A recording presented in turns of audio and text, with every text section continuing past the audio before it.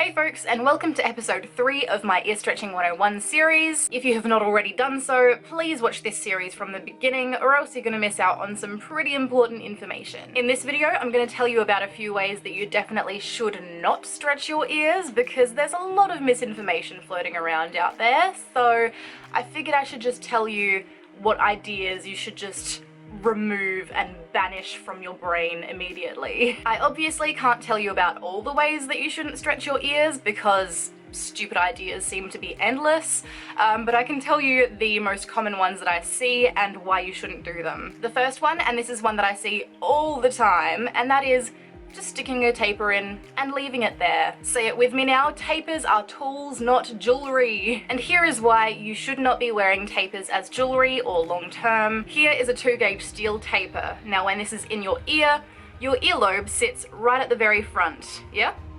That means that all of the length back here is hanging out the back of your ear. Uneven weight distribution. This back portion is going to weigh a lot more than the tiny bit that's sticking out the front. So what happens? That happens because, you know, gravity and stuff.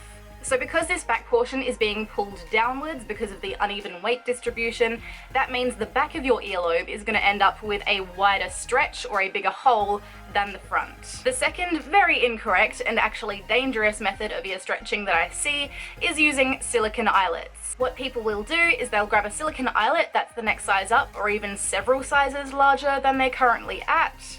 They'll fold the eyelet up like this, shove it in their ear, and then wait for it to pop back out to its normal shape. Do not do this. There are several reasons why this is a bad idea. It will stretch the lobe unevenly, it stretches too quickly, which could lead to tearing, and silicone jewelry can be porous. Now, pure silicone is non-porous, but a lot of silicone materials are mixed with things like rubber or plastic, which leads to a certain porosity in the material. 2 reasons why porous materials should be kept far away from freshly stretched lobes. 1, they harbour bacteria, and 2, porous material, broken skin, they can fuse together. And if your skin fuses to your jewelry, the only way to get that out is surgically. So please just don't stretch with silicone. I hope you can see why it's just a terrible idea on so many levels. And the last stupid stretching method that I see frequently is just grabbing random household items that have kind of a tapered shape and sticking them in your ear. For starters, none of those items are meant to go in your body, let alone stretch your flesh. They are not sanitary, they are porous, so that means they're going to harbour bacteria,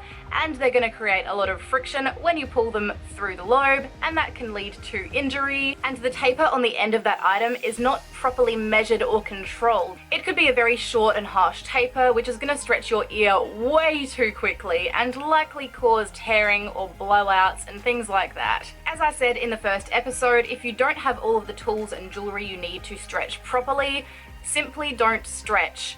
Wait, save up money so that you can buy all of the correct tools and jewelry, but until then, just don't do it. And I know there are gonna be some people who see this video and respond with, "Well, fuck you, bitch. I've been doing it wrong this whole time and nothing bad has happened, so I'm just gonna keep doing it." And the 2 things I have to say to those people: first of all, there's enough stupid in this world, so please do not breed. And secondly, stretching your ears incorrectly and unsafely is like a game of Russian roulette. Just because nothing bad has happened so far, doesn't mean you can expect that luck to continue. I'm gonna leave this video here, and in the next episode, I'll go over the safe and correct stretching methods. So stay tuned for that episode, or, you know, watch it right now if you're from the future. Follow me at these places to keep up with what I'm doing, and subscribe to be given a heads up when I upload my next video, and I will see you in the next one.